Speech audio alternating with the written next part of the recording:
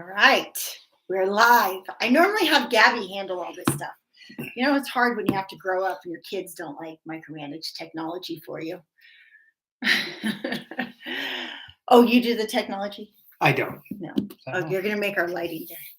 Ooh. So we have gone on quite a roll this week in recording stuff because we're in Lander in an Airbnb and it's been cold. Like I thought Montana in Polson was cold. Actually, it's about the same right now, just so you know. I was kind of today comparing, contrasting what happened. I think that. But how often does it get to 3 degrees in Polson? 3. It was 3 degrees. It was 3 yesterday. 3. Yeah. You didn't leave. That the was house. the hot. Yeah. No, I didn't leave the house. We went climbing inside, and oh wow, it was 3. I've never experienced honestly 3 degrees. I've never gone outside. And then the other day, I was in Polson when it was like that. When it was 3. Yeah. Oh, I was in Florida. Yeah. Well, that's for another time. And what about when I made you walk home from the gym the other day? So there's a human limit. The high was 5 that day, and we're about 10 minutes. Danny and I went to work out, and I went to the bar and got a beer. Got a beer. Just watching my carbs. So I went to work out, and we thought, oh, we'll just walk home. It's a 10-minute walk. Warm. I was dressed in sweatpants, my light Patagonia, and a hoodie.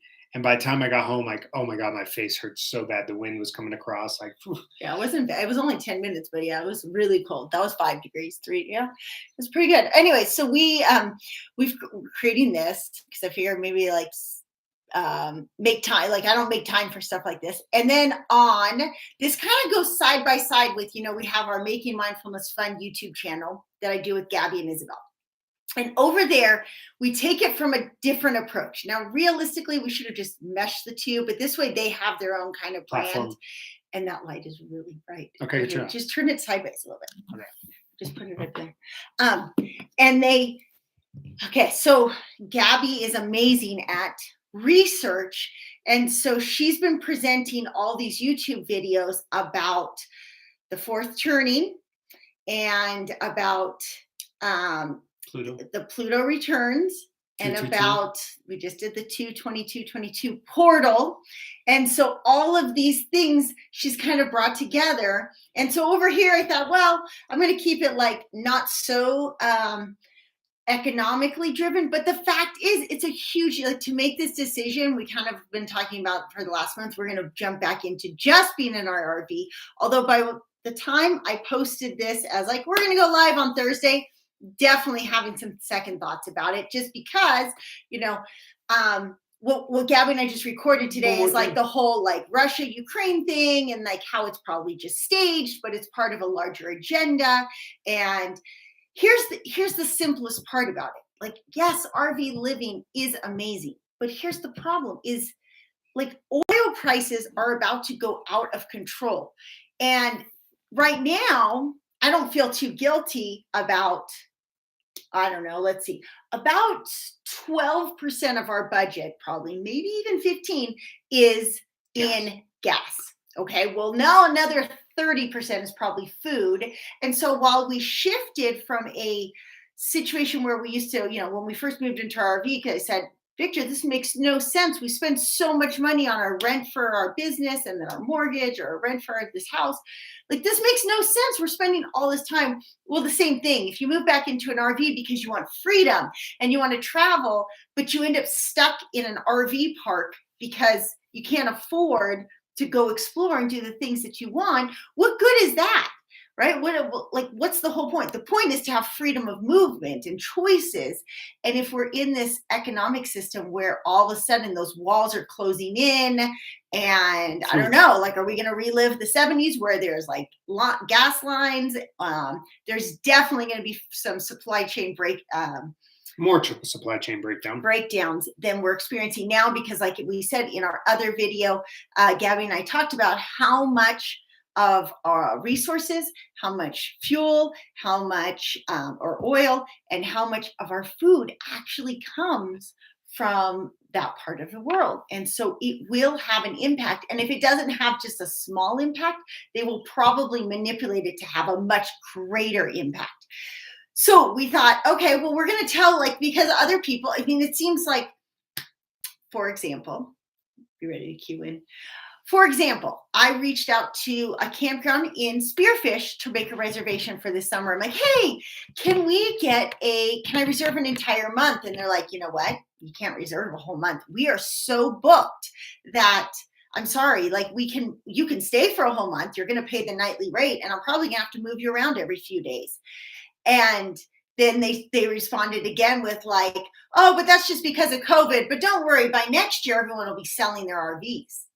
Maybe not. That's what I wanted to do this. So feel free to chime in the live chat. But it's like, yeah, it's a reality that a lot of people transition into RVs, and campgrounds are full, and navigating, like, you don't want to trade one stress for another stress. What good is that? That's not fun. And so I think so many people end up living in an RV. Well, for multiple reasons, but a lot of people, it seems like, move into their RV and then just boondock. But that's not really that fun to me. Like, I'm on my front door. I do it for the sense of adventure. Like, I want to be up by climbing, by hiking, or even like we are in Lander right now. You could stay in a campground here monthly, and you've got a climbing gym. You've got climbing just down the road. There's things to do. My idea of like downsizing to an RV so I can like have free rent in a dirt lot just isn't appealing to me. And knowing your intention or your why is super important. So I do think a lot of people are still moving into their RV, but not quite at the rate as we saw a year ago. And is that, like, I think a lot of people are feeling the squeeze of, it's a lot of work to navigate. Like, it's hard to get campgrounds. You have to think so much ahead about, like, where am I going to go? In a lot of ways, you're thinking 6 months ahead, right? Am I going to get stuck somewhere if I choose to go to this one? If I choose, at least I think about that. I go, I've got older kids. They want to be in their own RV. They want to do their own travels. I'm not very comfortable with like, oh, you guys be in Colorado and I'm going to run over to Florida for a month. Like, what if interstate travel shifts? Changes, what if it gets so expensive it costs $3,000 to pay for gas? I think we're heading towards, at least, I think within a year we're going to see at least a 50% increase, if not 100% increase in fuel prices. So those are like really good things to think about if you're deciding, because I'm normally the one who's like, just live your dreams, chase your passions, like make it happen. But then you have the context of the reality of the world. Do you want to add anything to it? No, I'm good. I'm good. But the hard thing is, like, you're actually ready to do this time. Yeah. To go move back into an RV. Yeah. I think the resilience, like, you can touch back on this. And is it right for you? Well, that's a resilience question, an adaptability question. I feel very confident in my family, in the current state. Like, we could pivot on a spot. Heck, we could hunt for our own food, and so there's these intangibles that a lot of people haven't put their toe in. However, one of the other things that's important is, like, there are bubbles of communities of good people everywhere, and it's important. And this is speaking as an introvert. It's important that you step out into that, meet those people, find who aligns with you, because there's going to be plenty of people that just don't jive with you, and come up and start going, okay, these are my talents. Oh, you can fix vehicles, awesome. I'm good at heavy lifting. I can fix injuries. I'm in some ways, I always think to myself, like, I'll fix injuries. I'll be the sort of witch doctor of the group and work on helping people heal from whatever they got going on. And these kinds of bubbles are realistically what's going to happen. Remember, we only know life as we know it. 100 years we talked about that? Yeah. Like, before that, people were very independently working in these sections. It's only recently, very recently in our history, that would have these bringing mangoes from South America to ship across to get them to Montana. Yeah, so I think that's one thing for us. We think about, we're obsessed with really good food. And so we get in the spot where I really like the area we are in, northern Montana. It is good community, but you're guaranteed beef, but you're not going to get much vegetables. If you end up, there's no sun. There's no sun. And then And South Dakota and Wyoming are kind of the same. And I feel like South Dakota gets more sun. But then I just went through Texas and I went to the South and I'm like, people were really nice and there's sunshine all the time. Not as many cows. So Texas there are, of course, but like there's plenty, but relative to the population, like in Montana where we are, there's almost as many cows as people. Probably more. Okay, thank you. When I went to Alabama and Mississippi, like there's cows, but there's not as many cows as people. Like there's definitely a different ratio. Just more dense. Texas, of course, that's why Texas partially is popular. You do have meat and you can grow vegetables. And so you have the food option. But there's no mountains. There's no mountains. I'm like, I don't even know what I do. Yeah, so you're weighing out these options, right? And in this, whatever scenario it is, actually, even before the cerveza sickness, like you're pretty much, when you're going into an RV, you're weighing out pluses and minuses. Because we always talk about like, hey, you're just going to take your problems and compress them into an area. You're still going to have those. But I know what is important to me is activity and movement. Being with my family, right, and above everything else, and a certain quality of food. Those are sort of my cornerstone. Like, hey, I get to move every day because I've live small. I can live a little bit bigger. I don't have to work 70 hours a week, right?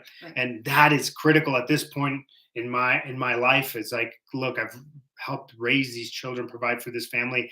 I just don't want to be, when I was 35, I went through a really bad adrenal fatigue, and that just like, no, I don't want to be like that anymore, right?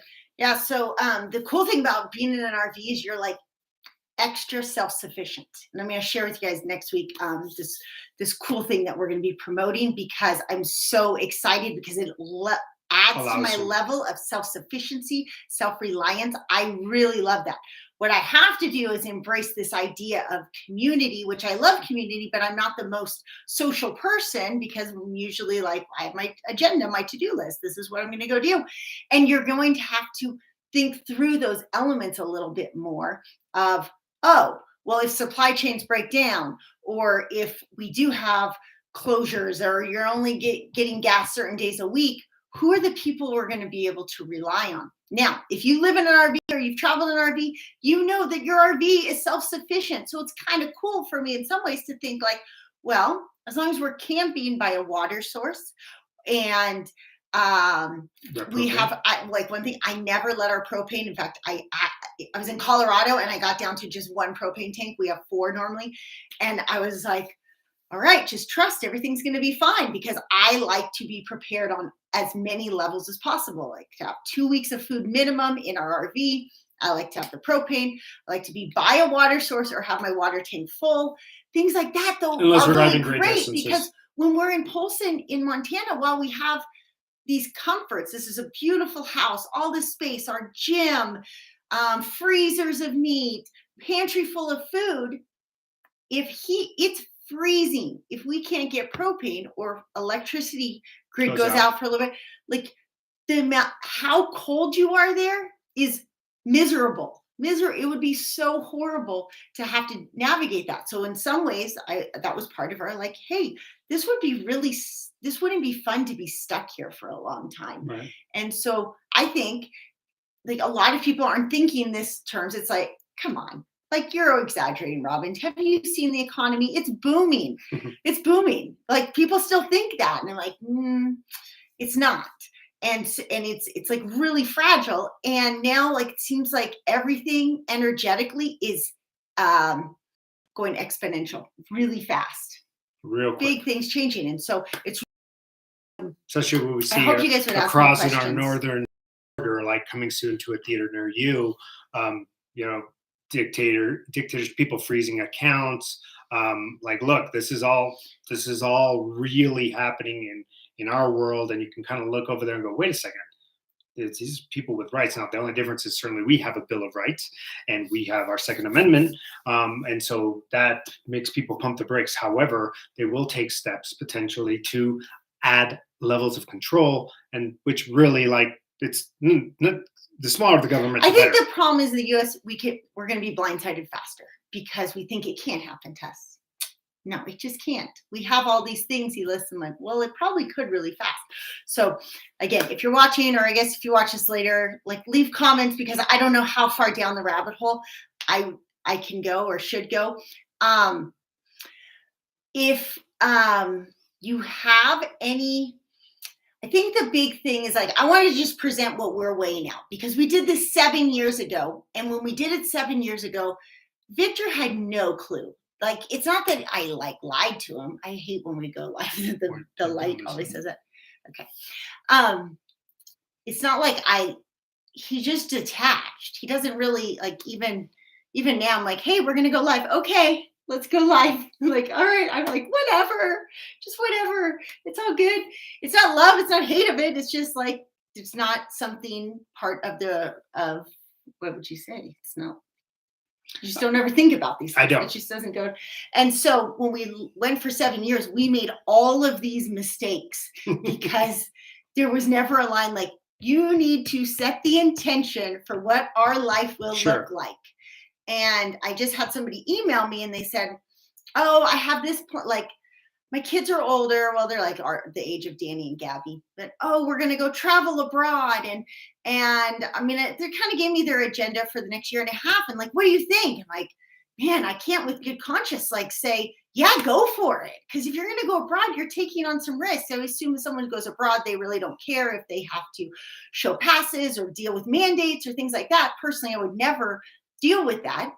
And then I'm thinking, like, my only advice was like, overly communicate. If I had just asked him in 2015, like, what do you see this looking like? How do you want it to feel? What is your expectation? How much money do you need in savings? Like, we tapped out our bank accounts multiple times, and it even says it in my natal chart that I'm like, that's just me. I will always do that. Even though I'm prepper, like, have to have all these safety and security. It's just, I have this ability to be like, well, use it, like, money's there to use it. And then I feel like the ability to regenerate it when we need to. It's not like scarcity. So we thought, okay, well, let's just share. This is what we should have done in 2015. We should have said, okay, where are we going to travel to? What do we want the days like? Do some people, I said, like, live in an RV and they just chill in a dirt parking lot and like life is just slow paced. That would never, well, maybe you could handle. Would you handle that? No. You probably wouldn't for a day or two. Yeah, a day or two is fine. I'm like, I need what I need. Well, he's Enneagram 2. He's the helper. He needs to feel like he's helping. Yeah. And that's great when we have babies, but it's not so great now that our kids are older and independent. And I'm the challenger. I need challenge. So it wouldn't work. I think it works great for certain Enneagrams. Yeah, for some 9s people, for sure. Plus, you can see your bank account. Like, you're not depleting. You're not depleting. When you boondock, you're not depleting. You can live actually very, very frugally. It just depends on what you expect out of full-time RVing. So then another one is you can do like 1,000 trails. A lot of people just bounce between 1,000 trails. I think the big thing to know is if you do 1,000 trails, some of them are not so nice. There are quite a few that are really best one, Florida uncomfortable. Keys. The one in Florida, but then you're paying extra for it. Sure, but it is well nice. Worth it. Yeah. Jacuzzi alone. It was, and I would probably look more into like Boondockers Welcome. If I was a different personality in doing this, and you're like, okay, well, I want to have this feeling. I feel like Boondockers Welcome would be a good compromise because Harvest Host is supposed to be Harvest Host too. There's similar idea because it would make you feel like you had a safety net in knowing you can open the app, assuming their phone still works, or whatever, can download the app and be like, oh, there's a place that I can crash tonight.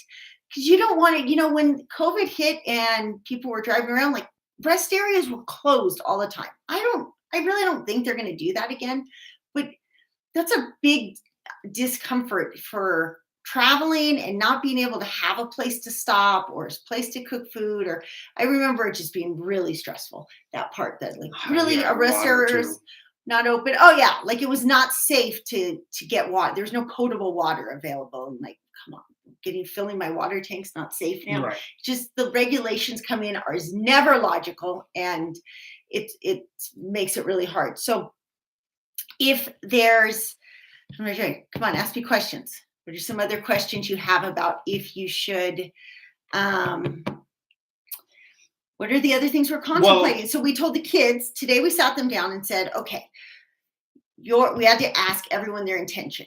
Gabi and Isabelle really want more social interaction. In fact, if you watch this, you know where like there's a place that like-minded, this is the key part, like-minded 18 to 24-year-olds hang out. Tell us, please. It's ridiculous. Then my poor kids are just like, where are 18 to 24-year-olds? Like, because my kids don't go to college, and they certainly don't go to, not political, but I'm just saying they don't go to like liberal colleges. But there are some good colleges in other spots. We're here in Lander. It's just the college is so small. There are people their age. It's just so small. You're talking about like 100 or 200 people, it feels like, that are their age. We were contemplating Rexburg. We're contemplating Spearfish, and not necessarily to like move straight into a house, but maybe just to keep the RV kind of parked in a home base area, because you do feel like they get to this age, 18 to 24, and you want them to go explore, but you want to know that they have somewhere safe to retreat back to. I think that's really important. It's been really hard on Jiraiya and Tati, where we live in the country in Montana. There's no one their age, like no kids. And so they're so lonely. When we live in a campground, there's kids their age. They always have someone to play with. So that's actually a win. It's a positive to be able to be in a campground and have a social life, actually. Yeah, and in general, even if you're not around full timers, people are coming and going, particularly on the weekends, and they get their fill like Friday, Saturday, Sunday. They're hanging out with kids, and then they can work on other. They usually work on other things, so that's a natural benefit. Even if you don't come across other full timers, in general, a lot of kids are coming out because they are still living by that normal schedule, and most people that aren't full-timing live like work a 9 to 5 and are off potentially on the weekends or long weekends, and so you'll see a lot more people at that point. Do we see more people on the weekends? I think so. Where? I'm sure I remember where. Well, most campgrounds. Well, I feel like most campgrounds we go to are full-time. There are a lot of full-timing families. We just don't go to, let's try to remember. Florida, though, not so much unless you're at 1,000 Trails, because Florida, I love the state park. That many kids in those state parks. It was mostly retired. Trying to think through, and like same with well, there are a few thousand trails in Texas but still not that many kids. Where are all the kids? Where are all the kids and the teenagers? There's not that many, right? They usually don't want to hang out with their parents by that point. That can create a little bit of a challenge, but yeah, whatever. You're just, the key ingredient there is that you're making a decision what you decide to do and what's important for you and your family. And regardless of, I guess if they're 18, they're adults, and so they can start making some of those decisions, but you need to spearhead those, and like, this is what's important. Yeah. Okay, so we just wanted to hop on and share these are the concerns. I really don't know how far down the rabbit hole again. Like, I definitely have concerns about, I don't think we can step into RV travel the same way we did before. But I do also think that you can attract what you manifest. So if I worry, then I'm going to manifest that. But at the same time, there is this logical brain that has to like take in data around you and manage that. I definitely don't want to be like ignorant and it doesn't matter. I'm just going to manifest that I can fly with my wings back to my kids in Colorado, even though I'm in Florida. Like, that's just not reasonable. That's not the way I look at things. I guess some people maybe are higher manifestors than I do, and than me, but I just don't have wings like that. So this is the points. But again, you guys have to give me some comments, and then I'll definitely make some follow-up videos for that. I honestly don't know. We'll see. We're going to pack up next month, and then we have the intention of, well, we have 2 RVs. We're going to go look at a 3rd RV because it's nice to have like different RVs to travel in. And we have our RV in Colorado. We have one in Idaho Falls. We're going to put the kids probably in that one, the older kids, for a little while. And then we're going to try to we're in Colorado, and Cannon City is another place that's like high on my radar. That was amazing. The only negative is you have to drive through Denver and Fort Collins to get to anywhere that I kind of like to go to. And the traffic, like I don't want to deal with that. So to me, it's better to stay on the north side of Colorado. And also thinking about because if gas got expensive, you want to kind of compress your favorite things or your favorite places, whether it's just sun and comfort and ease, or sharp, jagged mountains and ski resorts and rock climbing. to, you know, maybe a 200-300 mile radius, just so that you know that, like, okay, well, whatever, raise gas prices, but I'm good. I'm happy here. I have my community of food. I have some seeds. And you I have should some put Lincoln experiences, right? And you have life, right? You have Yeah. some life.